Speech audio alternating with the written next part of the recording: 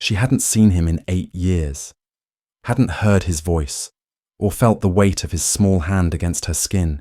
And yet when the cloth dropped from the trees, torn soft with age, carrying the scent of forgotten rain and memory, it struck her not like a clue, but like a wound reopening a soundless scream buried deep inside her ribcage where his name had lived all this time, silent, stubborn, unforgotten.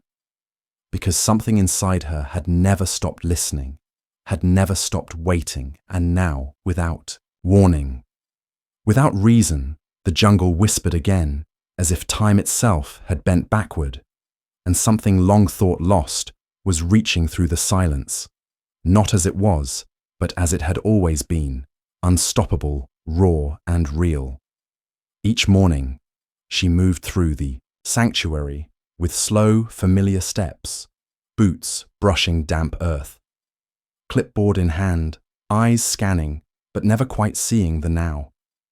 Because something always pulled her just slightly back, not in time, but in feeling she would pause by the old enclosure out of habit, pretending to check the structure, but really listening for a sound that would never come, the faint rustle, the low hum, the weight of a small body leaning just close enough to feel.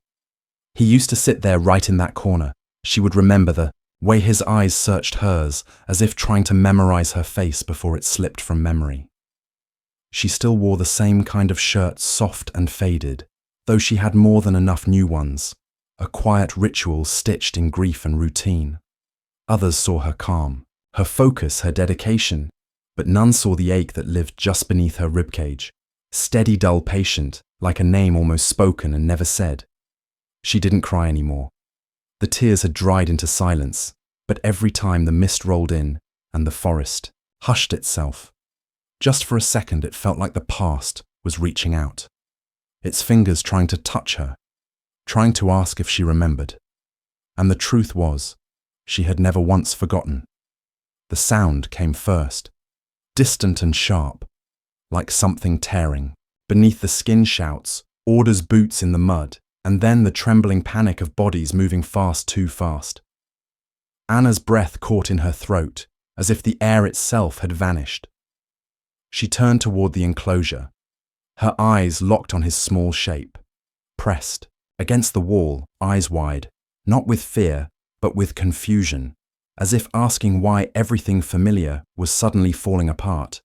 She tried to run to him, but hands grabbed her arms, voices yelling her name, but none of them were his. She twisted, fought, cried, something wordless, raw, but the gate was already closing, and he was already gone. The silence after was worse than the noise, a silence that stretched not in seconds, but in years. She never found out where they sent him, if he was alive, if he waited, if he wondered if she'd left him on purpose. Guilt grew like moss, soft, invasive, suffocating. Her days turned grey. Her voice quieter. She stopped touching things as if afraid to leave more of herself behind. She moved through crowds like a ghost. She answered questions with half smiles and hollow nods. Her home filled with plants. She didn't water photos she couldn't look at, and a folded shirt she never washed. His scent had long faded, but still she held it sometimes, as if her arms could remember what her mind was beginning to forget. In all the noise of the world around her, there was only one sound she listened for year after year, the sound that never came, the quiet rhythm of his breath beside hers. Let me take a brief pause in the story and ask you, where are you listening from right now? Has there ever been someone in your life, a person or even an animal, who remembered you after years apart? Maybe a connection you thought was lost, but somehow endured. If stories like this speak to something in you, don't forget to follow. There's so much more ahead, and it only gets more heartfelt from here. It started with an email barely noticeable between reports and noise, a forwarded message from a rescue station out near the edge of nowhere. She almost deleted it at first, her finger hovering, then freezing when she read the words, "female gorilla, arrived alone, with infant injured, fearful, unpredictable." And then the image came loading slowly, pixel by pixel.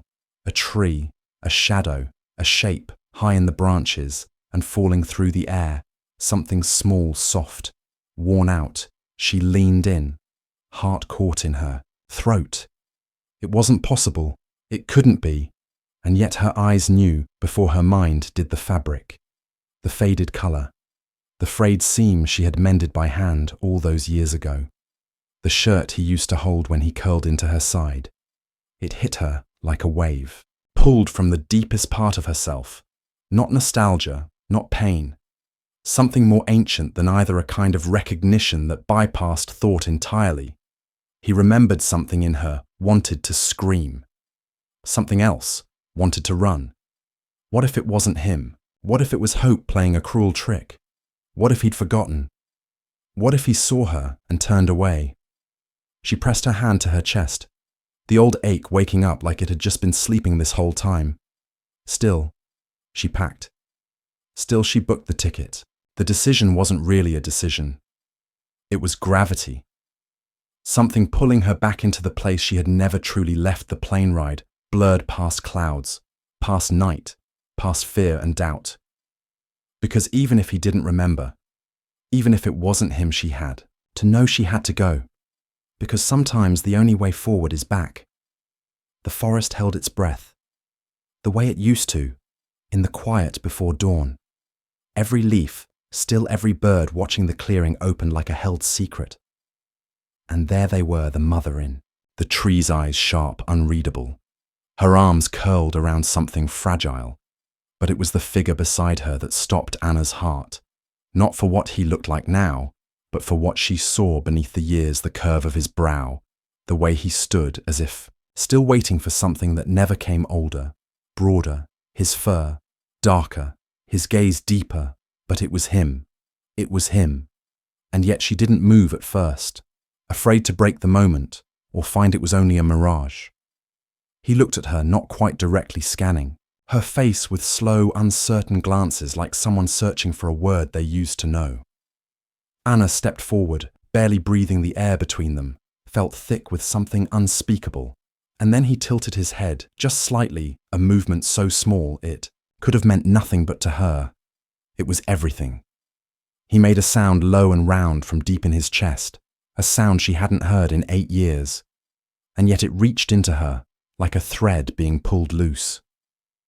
Quito began to descend, not quickly, not cautiously either, but with the kind of motion that comes from memory muscle and emotion braided together. She stood still, not daring to blink. His feet hit the earth soft and certain. His eyes locked onto hers, and then silence long and full, the kind that says more than any word. His hand rose, not urgently, not with force, but with a kind of reverence. Fingers trembling as he reached out and touched her cheek. She let out a sound somewhere between a breath and a sob and covered his hand with hers. She felt the shape of him, the weight, the warmth, and knew it was real. And then gently, unbelievably, he turned, took the small bundle from the mother's arms and placed the wounded infant into hers, like a trust passed across time, like a circle finally closing, like a heartbeat, remembering its rhythm. They moved slowly at first, like creatures relearning the language of trust. Anna would sit nearby, hands steady, voice low, not trying to reclaim what was lost, but to honor what had survived. Quito watched her always. From a few steps away, his eyes no longer searching, but anchoring, as if seeing her calmed something restless in him. Once, while she cleaned the infant's wound, he reached over and brushed a leaf from her sleeve, gently, awkwardly, like an echo of the way he used to tug at her shirt when he was small. The gesture undid her. She didn't cry, she just smiled, the kind that softens the edges of old scars. The infant began to grow stronger, started to reach toward her tiny fingers, wrapping around hers and Quito. Let it happen day by day. He came closer, not out of need but choice. He would sit near her shoulders, relaxed occasionally, pressing his forehead to hers, just for a second. Just enough, and every time he did, it felt like time folded back on itself. One afternoon. She hummed an old tune, barely thinking, and he turned closed.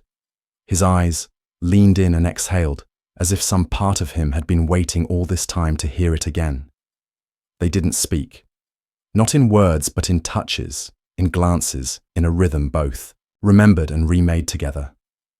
The silence between them changed. It wasn't heavy anymore. It was full. It held breath and warmth and forgiveness. In the end, healing didn't arrive like a miracle. It came in the form of consistency, of being seen again, of being safe again, and Anna knew in the quiet marrow of herself that she hadn't come back to find what was lost. She had come to meet what had grown, and in that she was made whole. Because some bonds don't fade. They root themselves deep, wait in the dark, and when the time is right, they bloom again, in silence, in stillness, in the smallest gesture that says, I remember you. I never stopped. Some bonds ask for nothing, not even words. They wait in silence beneath the weight of time, through distance, and, forgetting through fear and change, and when they return, they do not come loud or grand. They come in a glance, a touch, a shared breath between then and now. What was broken isn't mended. It's transformed. Anna no longer carried the ache of absence. She carried the presence of something found. Quito no longer searched the horizon. He stayed close-rooted, not by memory, but by choice. And in the space between them, where silence once lived, something steady grew quiet, unshakable real. Because true connection does not vanish. It simply waits to be seen again, waits to be trusted, waits to return when it matters most. And when it does, it doesn't just heal what was lost, it restores what we didn't know was still alive.